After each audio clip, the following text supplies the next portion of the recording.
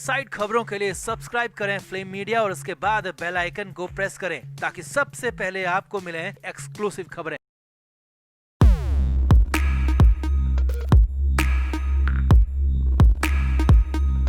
सुशांत सिंह राजपूत की मौत के बाद हर किसी ने नेपोटिज्म पर सवाल उठाया था। सुशांत की मौत के बाद कंगना रनौत समेत कई लोगों ने सामने आकर बॉलीवुड के माफिया राज की पोल भी खोली थी। बॉलीवुड के ही कई लोगों ने खुलकर कहा था कि सलमान खान, करण जौहर, साजिद नाडियाडवाला, एकता कपूर, महेश भट्ट और भूषण कुमार समेत 8 लोग बॉलीवुड में नेपोटिज्म को बढ़ावा दे रहे हैं और इन सभी पर गंभीर आरोप लगाए गए थे। सुशांत की मौत के बाद कहा गया कि आउटसाइडर के साथ बॉलीवुड में बहुत अत्याचार होता है और ये अत्याचार बॉलीवुड के ये गैंगबाज करते हैं। हालांकि सुशांत की मौत के बाद मुंबई पुलिस ने इन सब से पूछताछ भी की, मगर कोई नतीजा नहीं निकला। मगर अब कोर्ट ने इन सभी गैंगबाजों की मुश्किलें बढ़ा दी हैं और 6 फरवरी को इन सभी पर बड़ा फैसला आएगा। तो आप भी 6 फरवरी 2021 की तारीख नोट कर लीजिए और दुआ कीजिए कि कोर्ट इन पर सख्त से सख्त एक्शन ले। तो क्या है पूरा मामला, आपको बताते हैं। आप भी कोर्ट के इस फैसले पर अपनी राय जरूर दें। अभिनेता सुशांत सिंह राजपूत की मिस्टीरियस मौत के मामले में फिल्मी दुनिया के नामचीन हस्तियों पर दायर याचिका पर शनिवार को मुजफ्फरपुर कोर्ट में सुनवाई हुई। सुनवाई के दौरान करण जौहर, एकता कपूर, सलमान खान, साजिद नाडियाडवाला, महेश भट्ट और भूषण कुमार समेत 8 अभियुक्तों के वकील पहुंचे और कोर्ट में काफी गर्मा गर्म बहस होने की भी खबर है। जहां बॉलीवुड के इन आरोपियों के वकीलों ने केस खारिज करने की मांग की, तो वहीं सुशांत की तरफ से परिवाद दायर करने वाले वकील सुधीर ओझा ने अपनी दलीलों से कोर्ट को केस खारिज नहीं करने दिया। अब जिसके बाद कोर्ट ने फैसला 6 फरवरी 2021 को देने की बात कही है। यानी आज से ठीक 13 दिन बाद मुजफ्फरपुर कोर्ट इन सभी पर बड़ा फैसला ले सकती है। यहाँ आपको बता दें कि मुजफ्फरपुर कोर्ट में सुशांत सिंह की मौत के बाद 17 जून 2020 को वकील सुधीर ओझा ने सलमान खान समेत इन सभी 8 लोगों पर परिवाद दायर किया था। इस केस पर सुनवाई करते हुए 8 जुलाई 2020 को कोर्ट ने इस केस को खारिज कर दिया था, लेकिन इसके बाद अधिवक्ता सुधीर ओझा ने नई सबूत और नई दलीलों के साथ 14 अगस्त 2020 को फिर से पुनर्विचार याचिका दायर की, जिसकी सुनवाई की तारीख 23 जनवरी 2021 मुकर्रर की गई थी। अब इसी तारीख पर यानी 23 जनवरी को इस मामले में एकता कपूर, भूषण कुमार, साजिद नाडियाडवाला, सलमान खान, करण जौहर समेत सभी अभियुक्तों की तरफ से वकीलों की पेशी हुई। पेशी के दौरान सभी के वकीलों ने सुप्रीम कोर्ट और रिया चक्रवर्ती का हवाला देते हुए कोर्ट से केस खारिज करने की मांग की, लेकिन अब की बार कोर्ट का रवैया थोड़ा सख्त दिखा और अदालत ने बहस के बाद अगली तारीख 6 फरवरी मुकर्रर कर दी। अब इस मामले में 6 फरवरी को ही फैसला होगा कि ये केस चलेगा या फिर खारिज कर दिया जाएगा। अब कोर्ट के अंदर से आ रही खबरों की माने तो पहले कोर्ट ने भले ही इस केस को खारिज कर दिया था, मगर सुधीर ओझा की दलीलें कोर्ट को भी न्याय संगत लगी और कोर्ट भी अब चाहता है कि क्यों ना इस मामले में अब सुनवाई का दौर शुरू किया जाए। अब 23 जनवरी को हुई पहली सुनवाई के दौरान कोर्ट का रवैया अभियुक्तों के खिलाफ काफी सख्त लगा। सूत्रों की माने तो बॉलीवुड के इन आरोपियों के वकील बार बार सीबीआई, सुप्रीम कोर्ट और रिया चक्रवर्ती का हवाला दे रहे थे, मगर कोर्ट ने इनकी एक नहीं सुनी और कोर्ट ने केस को खारिज करने से फिलहाल इनकार कर दिया।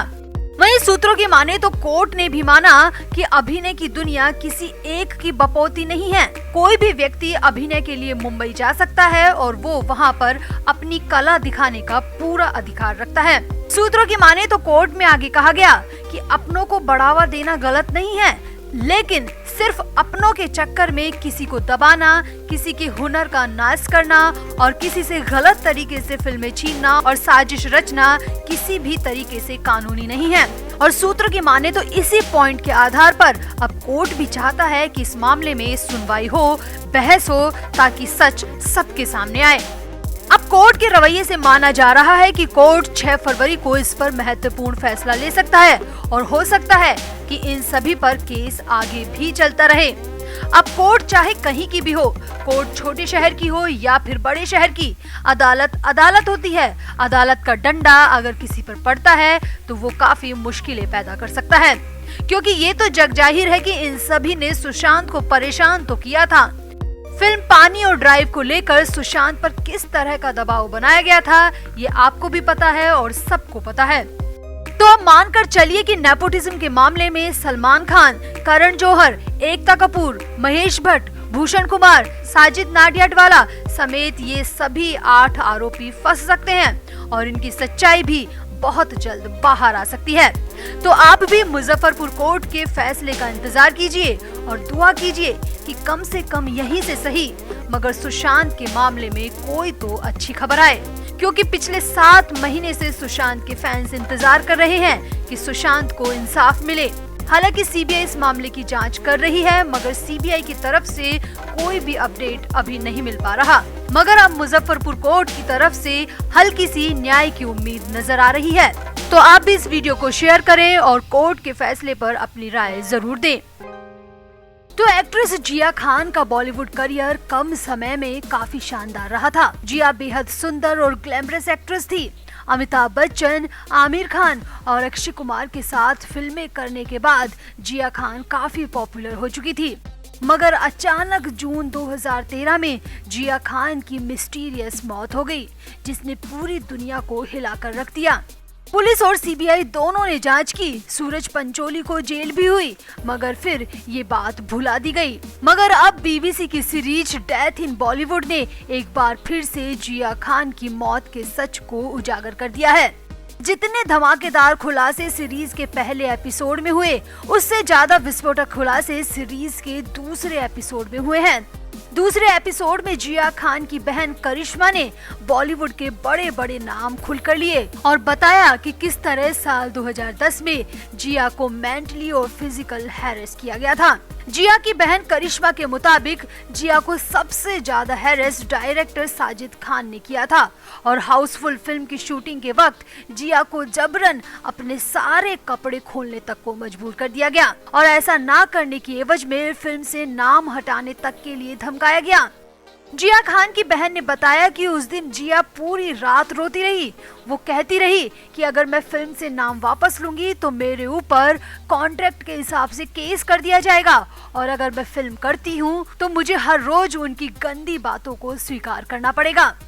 आपको बता दें, अप्रैल 2010 में आई हाउसफुल फिल्म में अक्षय कुमार, रितेश देशमुख और अर्जुन रामपाल मेन लीड में थे, तो वहीं जिया ने इस फिल्म में देविका का किरदार प्ले किया था। अब जिया की बहन का आरोप है कि इसी फिल्म के सेट पर सबको खबर थी कि जिया के साथ क्या हो रहा है, मगर किसी ने भी जिया का साथ नहीं दिया। जिया सेट पर हर दिन हर पल साजिद की घिनौनी हरकतों को सहती रही।